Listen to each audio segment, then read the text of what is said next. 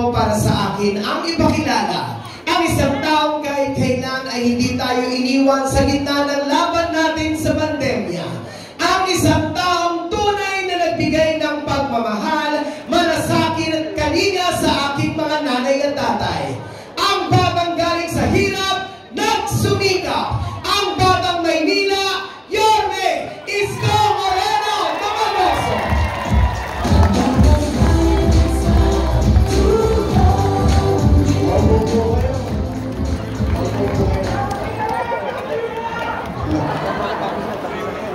Hi! Hello! Isip pa ba kayo? Dapat nagsisiesta kayo mga ganitong oras eh. Uy, Nay, patingnan nga natin kung sino pa gising. Sa Bodling. Ayun, sa balcony. Diyan nag-date si JPB. Nung gusto niyang umiscore kay Maylin. Yan. Diyan yan. O, tingnan natin kung gising pa kayo dyan, ha? Hi! Hello!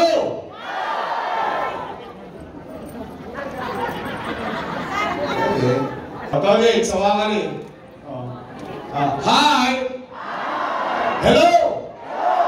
May kalalagyan kayo. Tingnan natin kung sino pinakamalas. Hi! Hello! Gising na gising lahat. Taas ka ang kamay, taas ang kamay. Sabay-sabay tayo mag-inat. Ay! Good afternoon! Tay, maraming salamat. Babalik na. Maraming salamat sa inyo. Mga nanay ko, mga tatay ko, dahil tinugon ninyo ang aming panyaya. Bagamat napakalayo ng balik-balik, nagpunta pa kayo rito sa SM Manila. Thank you very much.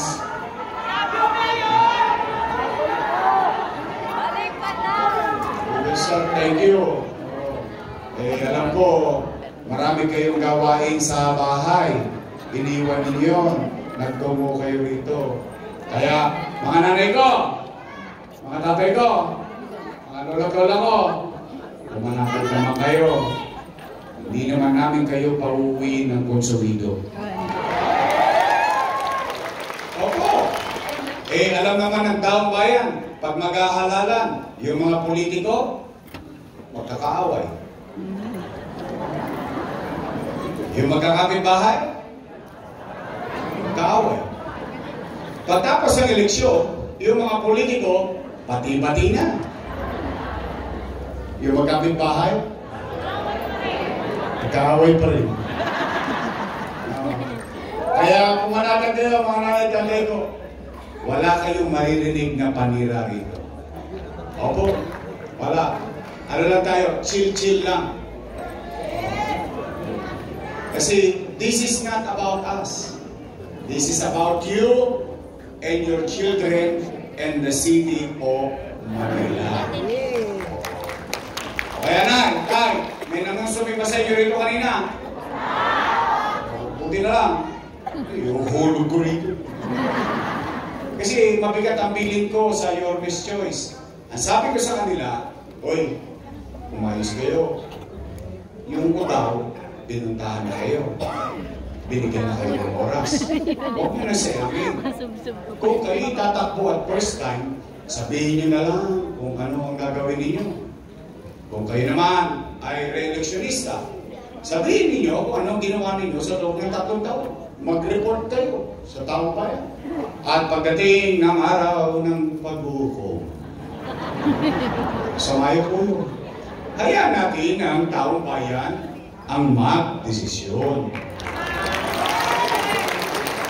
Nay, Tay, tapos na kayo. Hindi salamat sa Diyos. Opo, alam niyo kung minsan, yung pag-gising natin sa umaga, para bang ikinikipit balikat na lang natin. Pero sa totoo lang, bagay na dapat natin magpasalamat sa Diyos. Ilang taon pa lang nakalilipas. Lahat tayo. Kasama kami. Takot na takot tayo, baka tayo magutom. Baka tayo mamatay. sa infeksyon ng COVID-19. Kaya salamat sa Diyos, ano pa man ang nangyari sa nagdaan. At ano pa man ang mga pagsubok ng kasalukuyan sa buhay natin. Salamat sa Diyos, magkakasama tayo ngayon dito sa SM Manila. Buhay tayo. Habang buhay, may naman. O Nay, Tay, matanong ko lang kayo.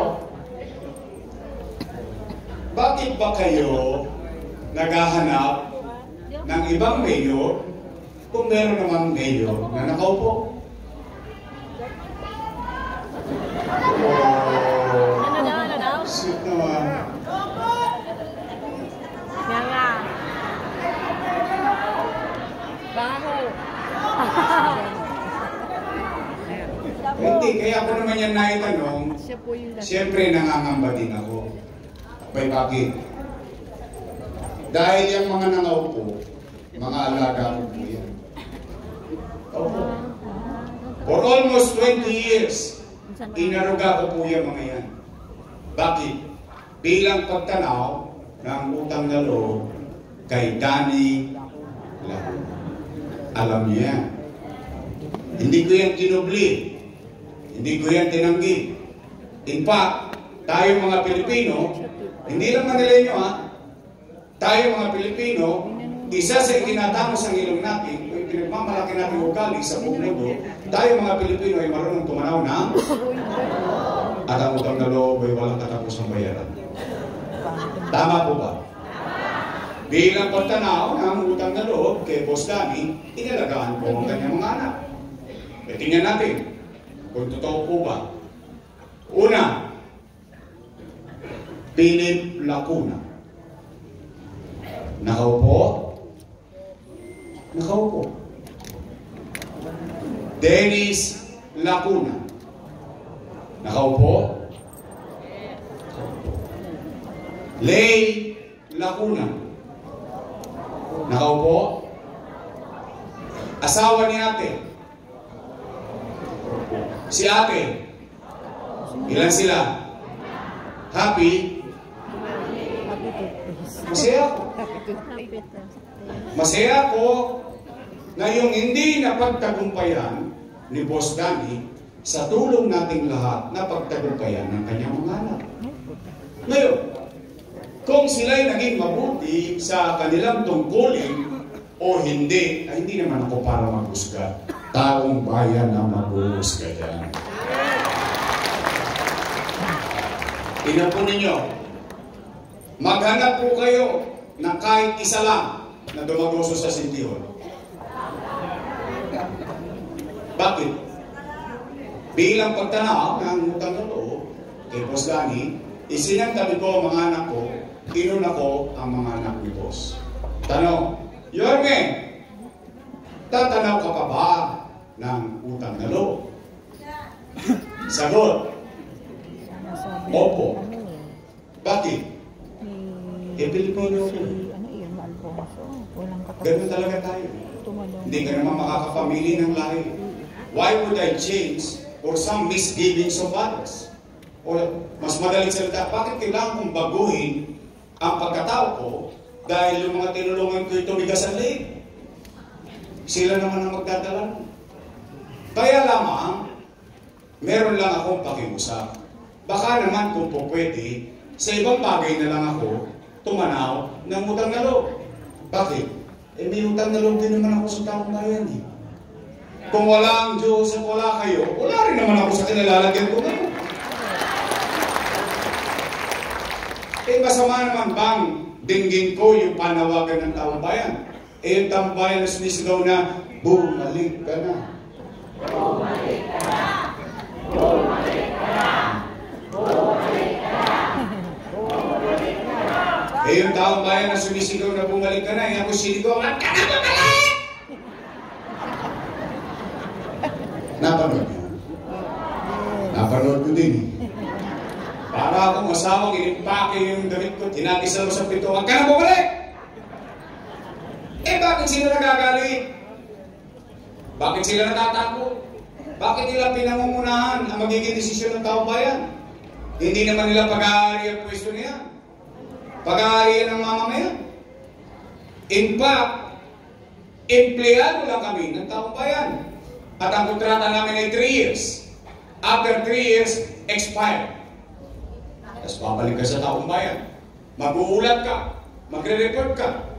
At pag nagustuhan ng taong bayan ng trabaho mo, renew for another 3 years. Tama po ba?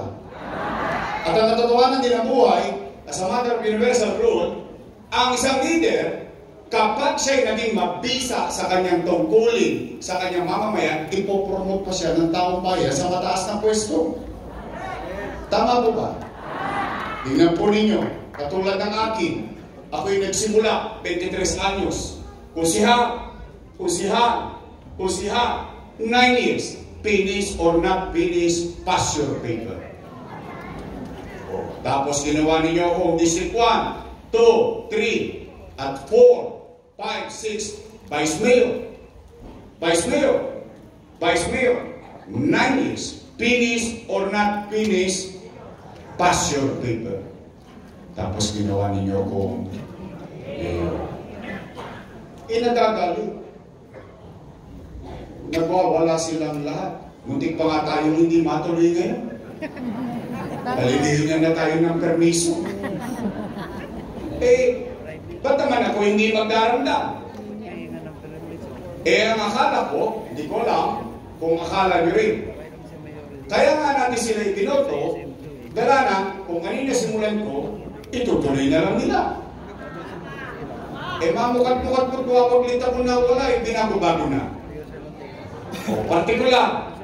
Partikular na binago nila yung programa ng senior citizen. Tingnan natin ha. Nay, tay, real talk lang tayo. Di po ba tayo ay may pension buwan-buwan? At ang payout quarterly? Tama po ba?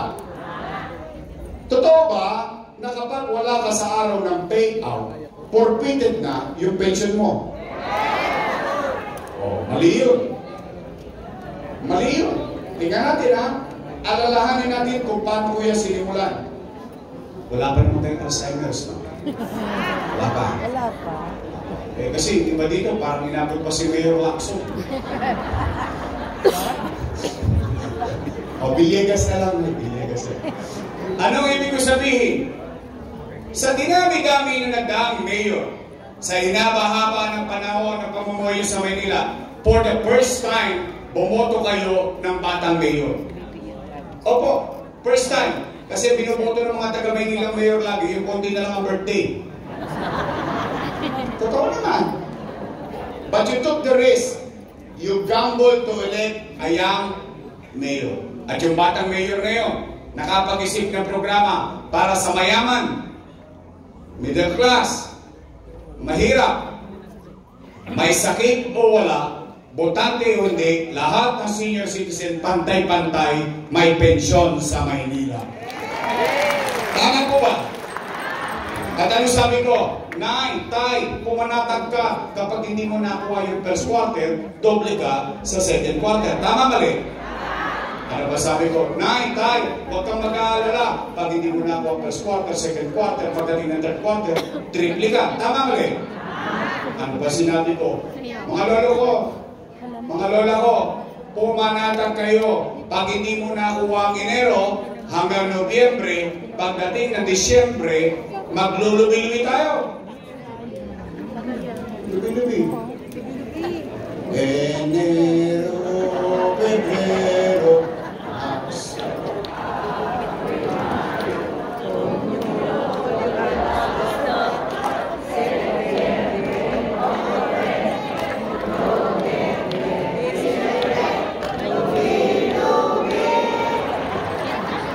Ganado kayo ah. So anong ibig ko sabihin? Yung mga matatanda natin, panatag na panatag.